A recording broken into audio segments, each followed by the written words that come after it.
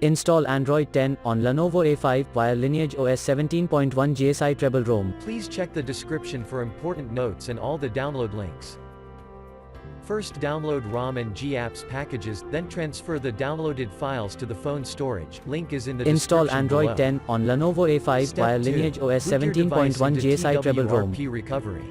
Once in TWRP, click on Wipe, Advanced Wipe, and select the check boxes, as shown in the image, excluding internal storage. Step 4. Swipe the button to wipe the device. Step 5. Go back to the recovery main screen, and tap on the Install button. Step 6. Navigate to the storage, and select the ROM zip file. Step 7. Finally, swipe the button on the screen, to install ROM file. Step 8. Flash the GApps zip package, in the same manner. Step 9. After GApps flashing completes, select Wipe Cache and Dalvik from bottom left side of screen, and swipe to wipe.